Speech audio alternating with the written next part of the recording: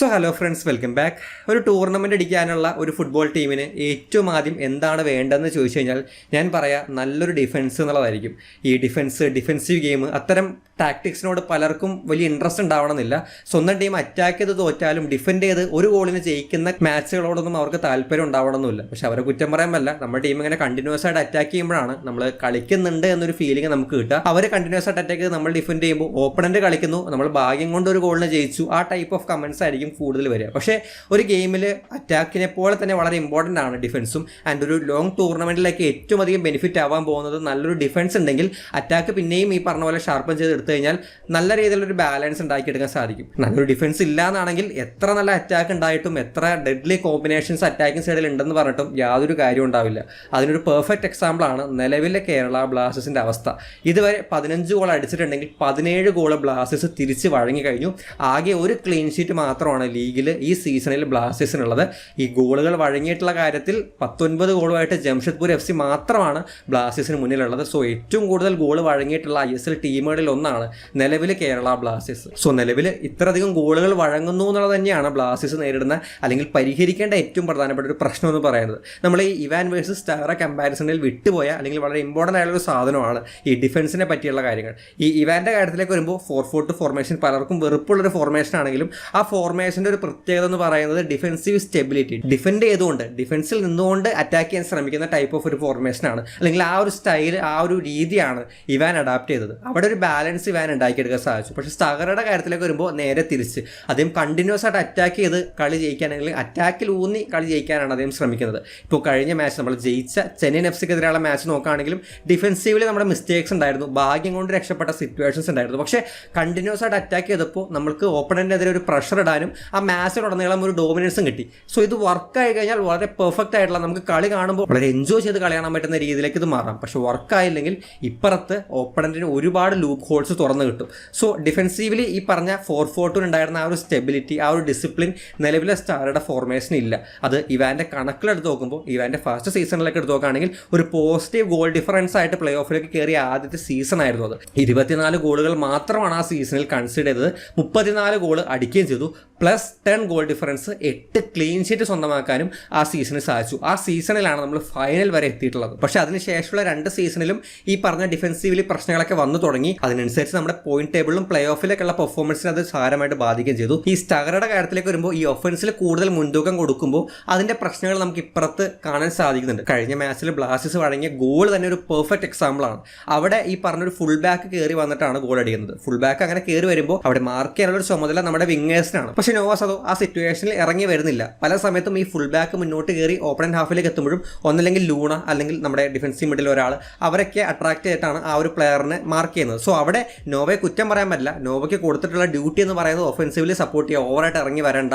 Full back കയറി വന്നാലും ഒരുപക്ഷെ ലൂണയോ അല്ലെങ്കിൽ ഈ പറഞ്ഞ ഡിഫൻസീവ് മിഡോ ആ ഒരു പ്ലെയറിനെ മാനേജ് ചെയ്യണം എന്നുള്ളതായിരിക്കാം. പക്ഷേ ഒരുവിധപ്പെട്ട സിറ്റുവേഷൻസിലൊക്കെ ഫുൾ ബാക്ക് കയറി വരുമ്പോൾ ഈ പറഞ്ഞ പ്ലേയേഴ്സ്, വിങ്ങിൽ ഒരു പ്ലെയർ ഡെഡിക്കേറ്റഡ് ആയിട്ടുള്ളതും ഒരു AMF പോസ്റ്റിൽ നിന്നോ അല്ലെങ്കിൽ ഈ പറഞ്ഞ ഒരു ഡിഫൻസീവ് മിഡിൽ നിന്നോ ഇറങ്ങി വരുന്നതും തമ്മിൽ നല്ല വ്യത്യാസമുണ്ട്. ഫുൾ ബാക്കിന് കുറച്ചുകൂടി ഈസി ആയിട്ട് ആ വിങ്ങർ ഇറങ്ങി വരാത്തടത്തോളം കാലം ഈ ഫുൾ ബാക്കിന് കുറച്ചുകൂടി മുന്നോട്ട് കയറി വരാനൊക്കെ സാധിക്കും. അവിടെ നമ്മുടെ ഫുൾ ബാക്കിന് ഒരു എക്സ്ട്രാ ഡ്യൂട്ടി, ഓപ്പണന്റ് ടീമിന്റെ വിങ്ങറിനെ നോക്കണം, ഈ പറഞ്ഞ ഓപ്പണന്റ് ടീമിന്റെ ഫുൾ ബാക്കിനെ നോക്കണം. അങ്ങനെ ഒരു പ്രശ്നം വരാറുണ്ട്. അവിടെ നമ്മുടെ വിങ്ങറിന് ഒഫൻസീവ് ഡ്യൂട്ടി അല്ലെങ്കിൽ അറ്റാക്കിൽ ഫോക്കസ് ചെയ്യുമ്പോൾ നോവയെ ഇവിടെ ഡെഡിക്കേറ്റഡ് ആയിട്ട് അറ്റാക്കിൽ ഫോക്കസ് ചെയ്യാനും അറ്റാക്കിൽ കൂടുതൽ പ്രസൻസ് കൊണ്ടുവരാനായിരിക്കും അദ്ദേഹത്തിന് നിർദ്ദേശം കൊടുത്തിട്ടുള്ളത്. സോ അതുകൊണ്ട് തന്നെ ആ പ്ലെയർ ഈ ഫുൾ ബാക്ക് കയറി പോകുമ്പോൾ ഓവറായിട്ട് എനർജി വേസ്റ്റ് ചെയ്യാൻ പോലും ശ്രമിക്കില്ല.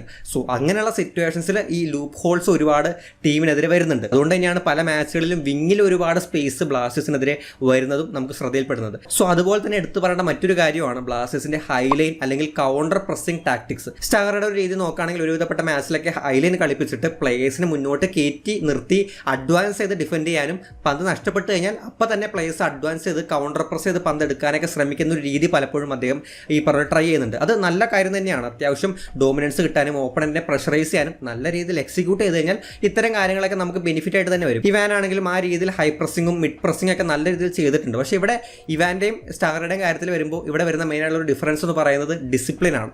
പല സമയത്തും ഈ ഡിസിപ്ലിൻ, ഈ വെൽ ഓർഗനൈസ്ഡ് ആയിട്ടുള്ള അല്ലെങ്കിൽ പ്ലേയേഴ്സിന് ഓരോ ചുമതല കൊടുത്തിട്ടുള്ള ആ ഒരു നീറ്റായുള്ള ഡിഫെൻഡിങ് സ്റ്റാറെ മിസ് ചെയ്യുന്നുണ്ട്. ഇവാൻ പല സമയത്തും ഈ 4-4-2 യൂസ് ചെയ്യുമ്പോഴാണെങ്കിലും അദ്ദേഹത്തിന്റെ ആ ഒരു ഡിഫൻസീവ് മൂവ്മെന്റ്സ് കാണാൻ തന്നെ രസമാണ്. ഓപ്പൺ ടീം ലെഫ്റ്റിലേക്ക് മൂവ്മെന്റ് ഉണ്ടാകുമ്പോൾ ആ 4-4-2 അങ്ങനെ ഷിഫ്റ്റ് ചെയ്ത് റൈറ്റിലേക്ക് പോകും, ഇപ്പുറത്തേക്ക് വരുമ്പോൾ ആ 4-4-2 അങ്ങനെ ഷിഫ്റ്റ് ചെയ്ത് ആ ഡിസിപ്ലിൻ പലപ്പോഴും പ്ലേയേഴ്സ് മിസ്പ്ലേസ്ഡ് ആയിട്ട് പോകുന്നത് വളരെ കുറവായിരുന്നു, ഇല്ലെന്നല്ല കുറവായിരുന്നു. പക്ഷേ സ്റ്റാറുടെ കാര്യത്തിലേക്ക് വരുമ്പോൾ പല പ്ലേയേഴ്സും മിസ്പ്ലേസ്ഡ് ആയിട്ട് പോകുന്നുണ്ട്.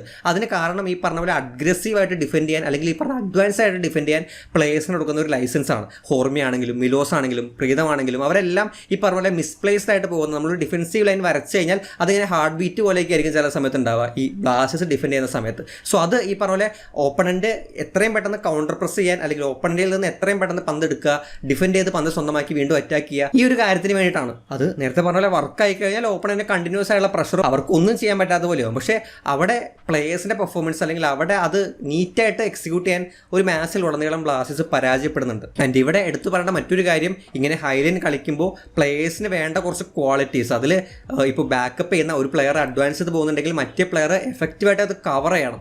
അവിടെ ആ പ്ലെയറിന്റെ പോസിനും ആ പ്ലെയർ ആരെയാണോ മാർക്ക് ചെയ്യുന്നത് അതുപോലെ തന്നെ കയറി പോകുന്ന പ്ലെയറിന്റെ പോസിൻ, ഇത്രയും കാര്യങ്ങൾ ആ ഒരു പ്ലെയർ മാനേജ് ചെയ്യേണ്ടതുണ്ട്. പക്ഷേ ഈ ബാക്കപ്പിന് നിൽക്കുന്ന CB, അതിപ്പോൾ കഴിഞ്ഞ മാച്ചിൽ പ്രീതംകോട്ടാലാണെങ്കിലും അല്ലെങ്കിൽ ഹോർമി ആണെങ്കിലും അവർ മാർക്ക് ചെയ്യേണ്ട ആ ഒരു പ്ലെയറിന് അവെയർ ആവാത്ത, അവിടെ ഒരു പ്ലെയർ ആയിരിക്കും ഉണ്ടാവുക ഈ പറഞ്ഞ പോലെ റൺ ചെയ്യാൻ ത്രൂ ചെയ്യാൻ, ആ പ്ലെയറിലേക്ക് പാസ് വരും എന്നുള്ളത് ഉറപ്പുമാണ്. പക്ഷേ അവിടെ കുറച്ച് മിസ്സുകൾ ഓഫ് സൈഡ് ട്രാപ്പിലേക്ക് പെടുത്താൻ നോക്കുമ്പോൾ ഡിഫൻസീവ് ലൈൻ ഒട്ടും ഓർഗനൈസ് അല്ലാത്തതുകൊണ്ട് ആ ഓഫ് സൈഡ് ട്രാപ്പ് ഫെയിൽ ആവുന്നു. അങ്ങനെയുള്ള സിറ്റുവേഷൻസ് വരുമ്പോൾ ഈ കവർ ചെയ്യുന്ന പേഴ്സൺ അല്ലെങ്കിൽ ആ കവർ ചെയ്യുന്ന ഡിഫൻഡറിന്റെ അവയർനെസ്, ആദ്യത്തിന് ഡിഫെൻഡിങ് രീതികൾ ത്രൂ ഓപ്പൺ ടീമിനെ കിട്ടി അവർ മുന്നോട്ട് കയറി വരുന്ന രീതിയിലേക്ക് പലപ്പോഴും മാറുന്നുണ്ടായിരുന്നു. സോ ഇവിടെ ഒരാൾ അഡ്വാൻസ് ചെയ്താൽ മറ്റേ ആൾ കവർ ചെയ്യാന്നുള്ളതും മറ്റേ ആൾ മാർക്ക് ചെയ്യാന്നുള്ളതും വളരെ ബേസിക് ആയിട്ടുള്ള ഒരു കാര്യമാണ്. പക്ഷേ ആ ബേസിക് ആയിട്ടുള്ള കാര്യങ്ങൾ പ്ലേയേഴ്സിന്റെ പെർഫോമൻസ് വൈസ് അത് നല്ല രീതിക്ക് വരുന്നില്ല എന്നുള്ളതാണ് ഇതുവരെയുള്ള മാച്ചുകളിൽ ബ്ലാസ്റ്റേഴ്സ് ഡിഫൻസീവിൽ നേരിടുന്ന ഒരു പ്രധാനപ്പെട്ട പ്രശ്നം. ആൻഡ് ഇതേപോലെ ഹൈലൈനും കൗണ്ടർ പ്രസിംഗ് ഒക്കെ കളിക്കുമ്പോൾ നമ്മുടെ സെൻറ്റർ ബാക്കിന് വേണ്ട കുറച്ച് ബേസിക് ആയിട്ടുള്ള ക്വാളിറ്റീസ് അല്ലെങ്കിൽ അവർക്ക് ഉണ്ടായിരിക്കേണ്ട കുറച്ച് സ്ട്രെങ്ത്തുകളുണ്ട്. അതിൽ പ്രധാനമായിട്ടും എനിക്ക് ഫീൽ ചെയ്തൊരു കാര്യം, ഈ ഹൈലൈൻ കളിക്കുമ്പോൾ അതിൽ അഗ്രസീവ് ആയിട്ടുള്ള പ്ലേയേഴ്സ്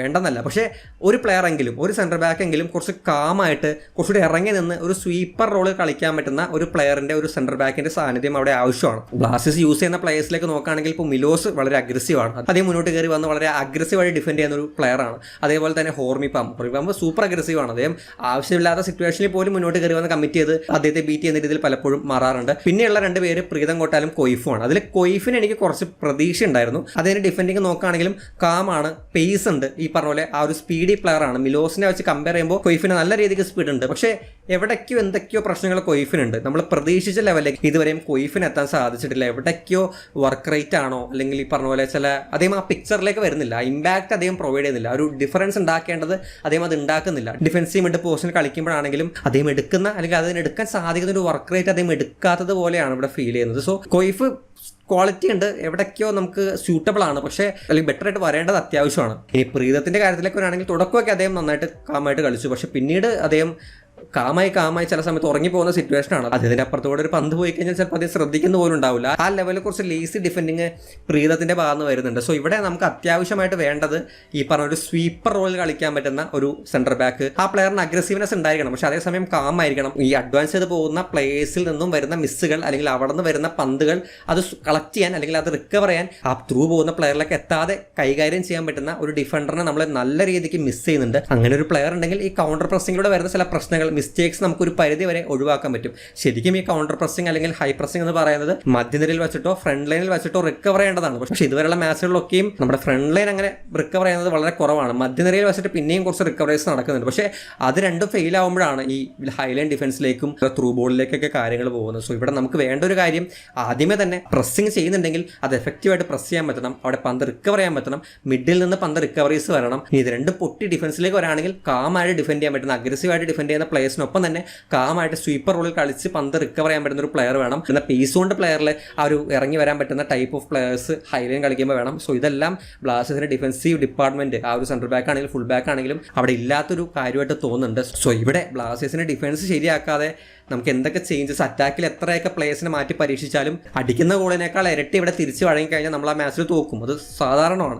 സോ അതുകൊണ്ട് ഈ പറഞ്ഞ പോലെ ഡിഫൻസ് സെറ്റാക്കാനുള്ള ശ്രമങ്ങളാണ് ഇനി സ്റ്റാർ ചെയ്യേണ്ടത്.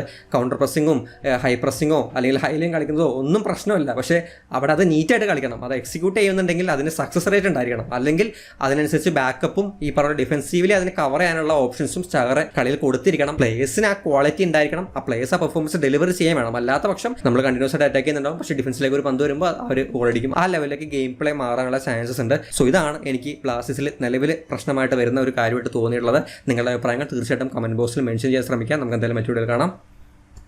ബൈ.